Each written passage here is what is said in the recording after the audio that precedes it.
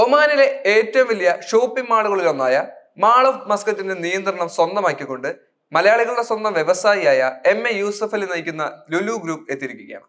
2000 കോടി രൂപ ചെലവിട്ട് നിർമ്മിച്ചതും 20 ലക്ഷത്തിലധികം ചതുരശ്ര അടി വിസ്തീർണവുമുള്ള മാൾ ഓഫ് മസ്കറ്റിൽ Oman aquarium, Lulu hypermarket, Nova cinemas തുടങ്ങി 200-ലേറെ റീറ്റെയിൽ ഔട്ട്ലെറ്റുകളുമുണ്ട്.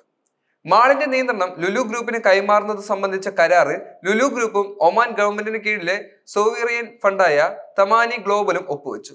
ഒമാൻ വാണിജ്യ വ്യവസായ മന്ത്രി Qais Mohammed Al Yusuf, Lulu group chairman M A. Yusuf Ali എന്നിവരുടെ സാന്നിധ്യത്തിൽ Lulu group director A V. Anand, Thamani board അംഗം അബ്ദുൾ അസീസ് അൽ മഹ്റുഗി എന്നിവരാണ് ഒപ്പുവെച്ചത്.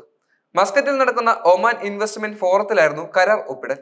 മാളിലെ ഷോപ്പിംഗ് സൗകര്യം കൂടുതൽ ലോകോത്തരമാക്കുന്നതിന്റെ ഭാഗമായാണ് ലുലുവിന് കീഴിലുള്ള ലുലു ഹോൾഡിംഗ്സുമായുള്ള കരാർ.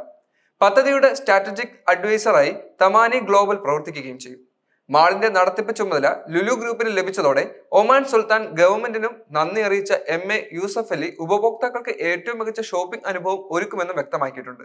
ഇതോടുകൂടി ബിസിനസ് സാമ്രാജ്യം ഒമാനിലേക്ക് വളർത്തിയെടുക്കുന്നതിനും യൂസഫ് അലിക്ക് സാധിച്ചു എന്ന് പറയേണ്ടി വരും.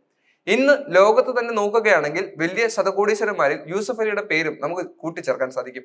അതുകൊണ്ട് തന്നെ അംബാനിയെ കവച്ചു വെക്കാൻ വേണ്ടി യൂസഫ് അലിക്ക് സാധിക്കുമോ എന്ന ചോദ്യവും ഇവിടെ ഉയർന്നു വരികയാണ്.